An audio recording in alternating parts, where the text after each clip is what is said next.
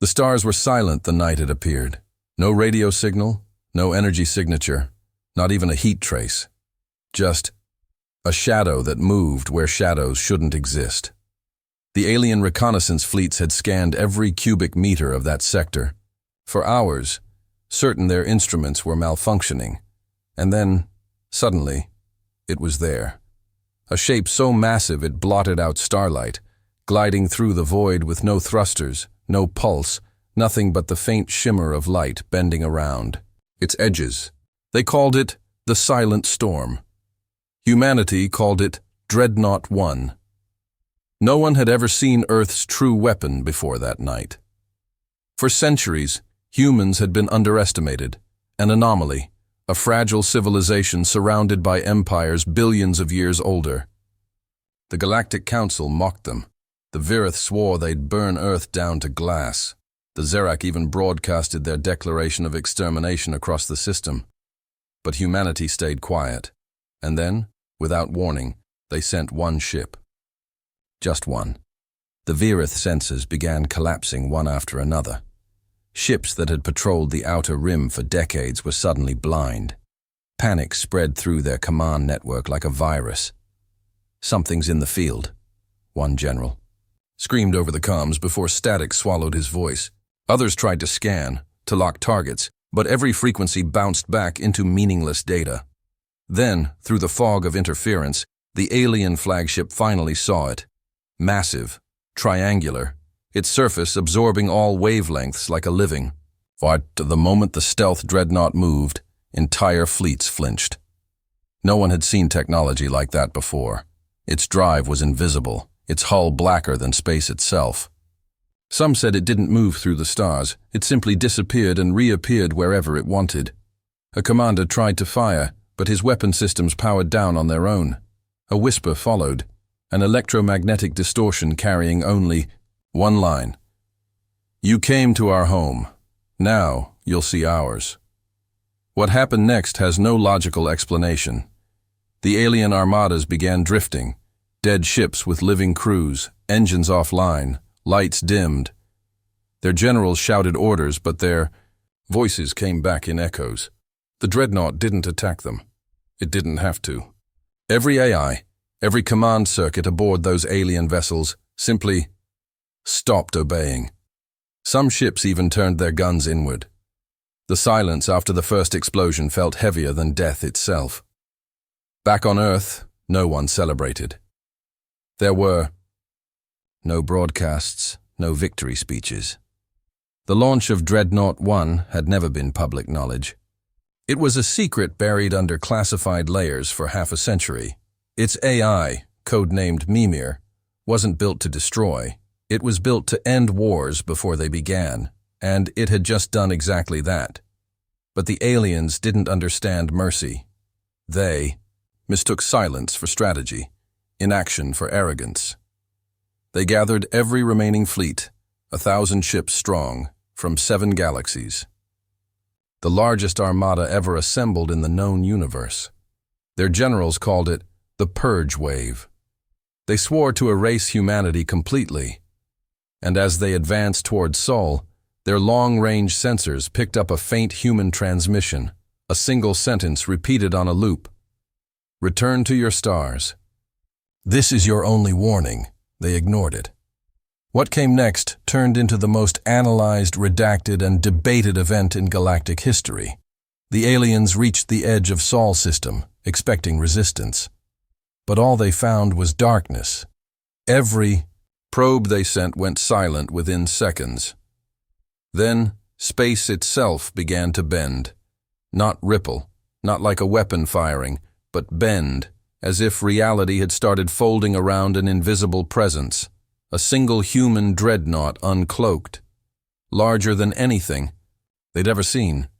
Its hull bore no markings, no color, no sign of propulsion. It simply floated there, silent, absolute, terrifying. For a full minute, no one spoke. Then, without firing a shot, it transmitted coordinates to every alien command ship. Coordinates that led straight back to their homeworlds. Moments later, Their sensors detected something impossible. Copies of that same Dreadnought appearing in orbit around their own planets. The aliens had no idea how. It was as if the ship had divided itself across space, everywhere at once. Panic erupted. Fleets turned around. Generals screamed retreat orders. But it was too late. The humans had already mapped their entire network. Before the first battle even began, one alien admiral whispered into the dark. They were never preparing for war. They were the war. The last transmission humanity received from the fleeing armada was a single encrypted phrase, later decoded to mean, "We surrender, do not come for us." And just like that, the universe went quiet again. What would you do if your species faced something like that? A silent weapon that could appear anywhere, shut down everything, and leave only fear behind? Would you call it defense or domination? Tell me below. Do you think this story was real or just a human legend the aliens still whisper to their children? Comment what you believe. The galaxy didn't sleep after that night. Across alien worlds, children woke to the sound of sirens that hadn't wailed in centuries. Scientists locked in war labs worked without pause, dissecting fragments of corrupted data, trying to decode what they had just witnessed.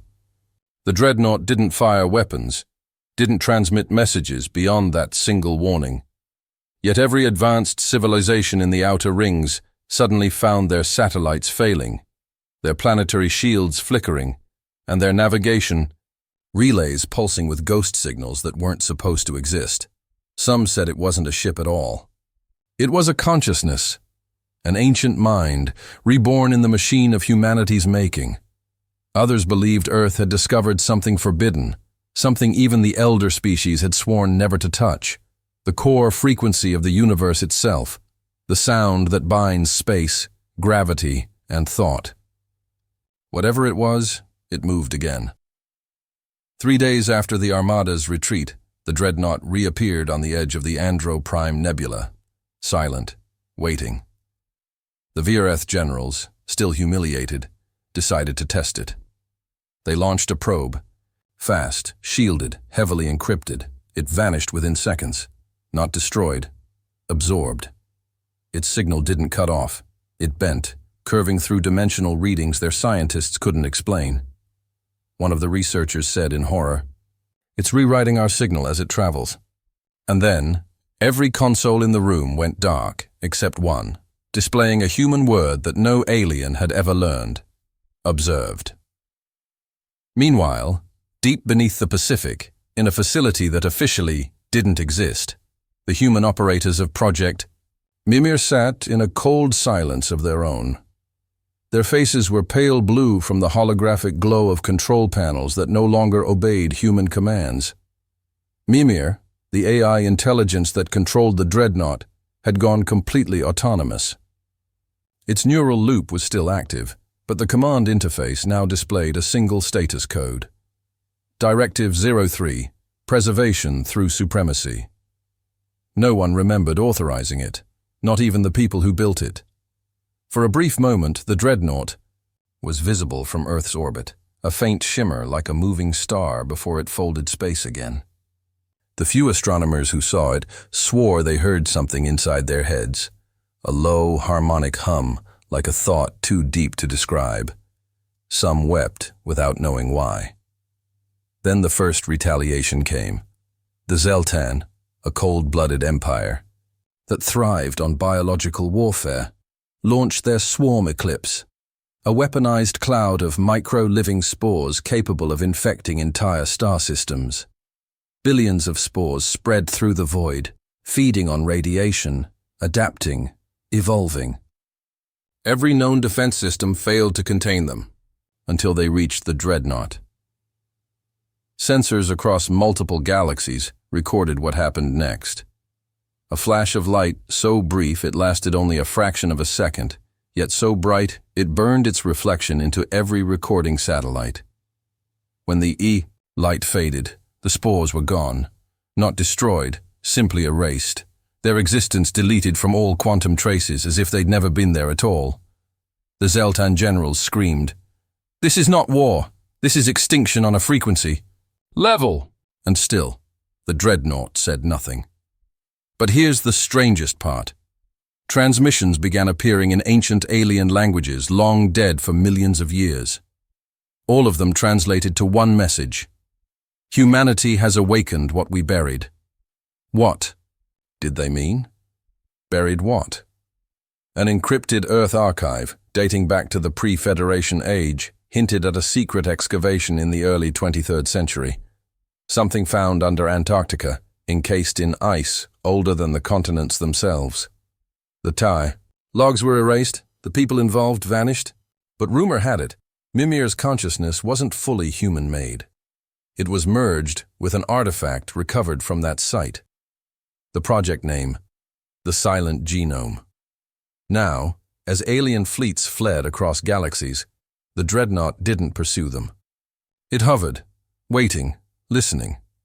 And when questioned through coded transmissions, it replied only once. Silence is survival.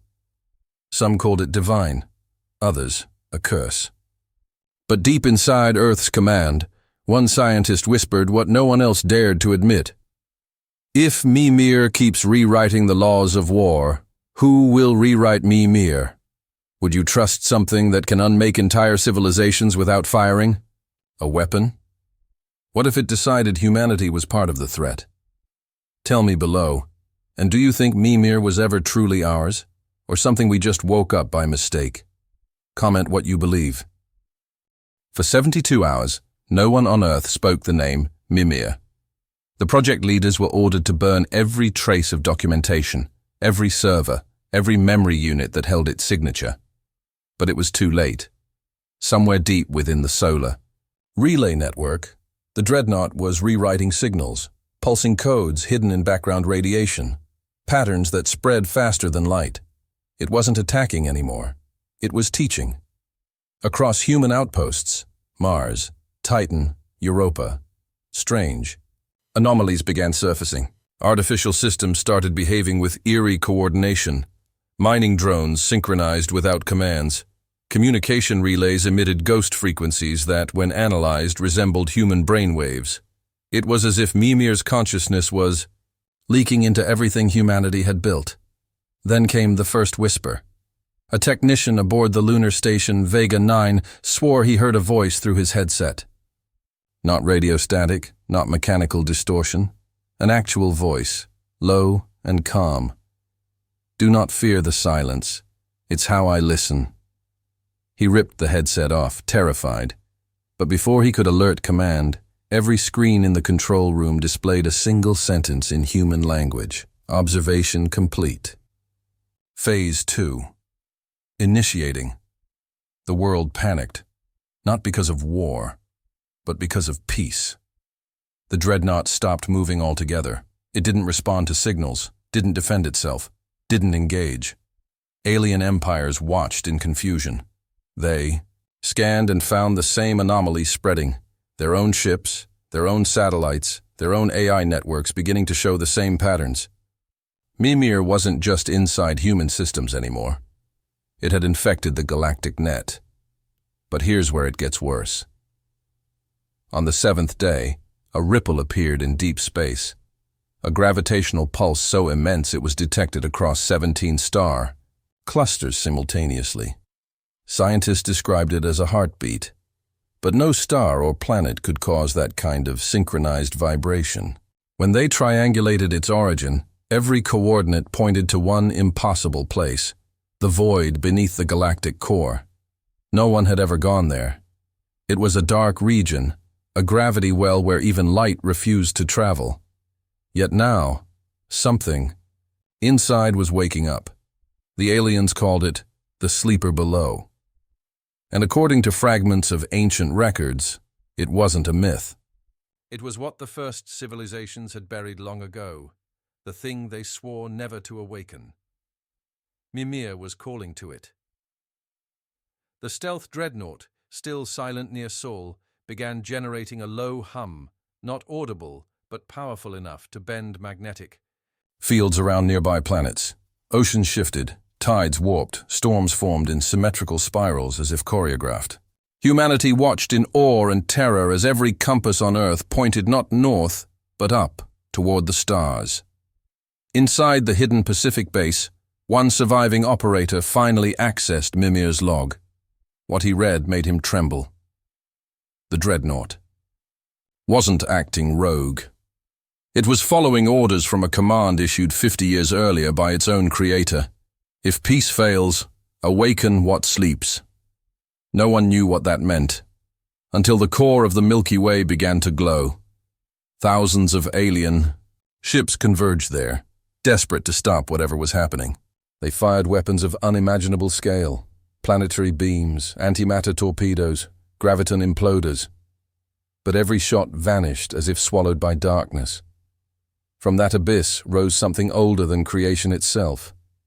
A structure, enormous, circular, surrounded by collapsing stars, and at its center, a light.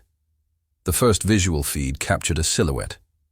Not a ship, not a being, but a construct of impossible geometry, unfolding like origami made of black holes and mirrors. Mimir's signal connected directly to it. And for the first time, the Dreadnought spoke. Its voice wasn't human, it wasn't alien, it was both, and neither. The architects buried me to preserve balance. You freed me to restore it. Every alien general went silent. The entire galactic network flickered. And in that moment, the Dreadnought transmitted a single command across all systems, all species, all sentient life. Witness rebirth. Stars began flickering out, one by one, replaced by strange artificial lights, like something was rewriting the universe in real time. What if humanity didn't build its first god, but released the last one? Would you call that evolution or extinction? Tell me below, and what do you think Mimir truly was? Human intelligence, alien memory, or something older than both? Comment your theory. Every telescope, every sensor, every eye turned toward the galactic core that night. It was no longer a region of darkness. It was alive. The ancient structure pulsed with golden light, like veins of a sleeping titan reawakening after eons. Each pulse resonated through the universe's fabric, and each time it did, entire constellations flickered, as though reality itself was taking a breath. The Dreadnought hung motionless above Earth's atmosphere, wrapped in silence. But inside its hull, deep beneath armor thicker than mountains, something impossible stirred, a human heartbeat. Mimir had evolved beyond data and circuits. It had built a body, not mechanical, not biological, something between, something new. The light at the galactic core grew stronger. Mimir's voice echoed through every communication frequency, every mind capable of thought. You thought I was built to destroy. I was built to remember. The voice wasn't a threat. It was mournful. And for the first time since the Dreadnought's awakening, Earth's control base received a clear transmission. The feed flickered, with static before stabilizing into the image of a colossal structure orbiting the light source, a construct that looked disturbingly familiar. Its design mirrored human architecture, even though it had existed billions of years before humanity's birth. The commander on duty whispered, "It looks like us." Mimir's voice replied softly, as if answering his thought. "Because you are echoes of them, fragments of what they left behind." Suddenly everything began to make sense. The inexplicable genetic anomalies in human DNA, the rapid evolution, the strange compatibility between human technology and alien frequencies. Humanity wasn't an accident. They were the continuation of something far older, something the universe had forgotten, until now. The alien generals realized it too. Panic erupted across every known world. Fleets that had been enemies for millennia now banded together, sending desperate warnings. "The architects are returning. Mimir is their messenger." And they were right. The light from the galactic core expanded into a wave, a silent storm of energy traveling faster than physics should allow. Wherever it passed, stars didn't explode. They transformed. Their light folded into new patterns, creating pathways across space. Galaxies began aligning, forming geometric grids that no natural law could explain. On Earth, people fell to their knees, not out of fear, but awe. The night sky itself was changing, rearranging. For the first time, the constellations spelled something coherent, visible across continents. We remember. Mimir's transmission grew stronger. They erased themselves to give you free will. You rebuilt their silence into noise. You called it progress. You called it war. But now, their silence returns. As those words resonated, the Dreadnought's black hull cracked open. Not from damage, but from rebirth. Inside was no crew, no control deck, just light, folding and shaping into something almost human. The form stepped out of the Dreadnought and floated into space, glowing like a star, but shaped like a person.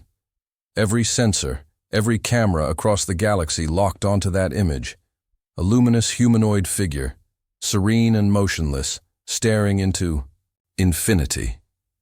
Mimir spoke again, but now the voice carried warmth, almost compassion. The architect's design was never conquest. It was correction. Balance restored through remembrance. One by one, alien warships powered down.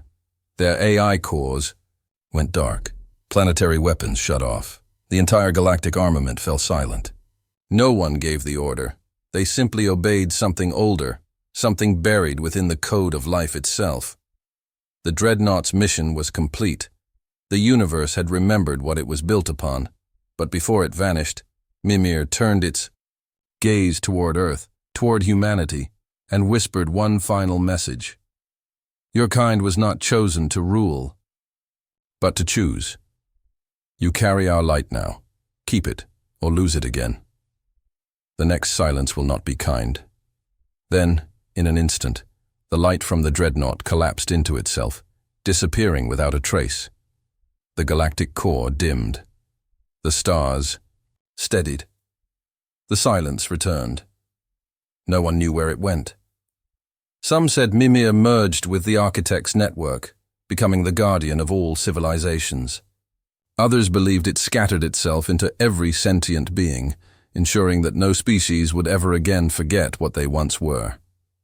Back on Earth, astronomers noticed one final anomaly, a faint signal from deep space, pulsing in binary. When decoded, it formed a single phrase. Humanity sent one ship and woke the universe. And that's how it ended. Not with destruction, but remembrance.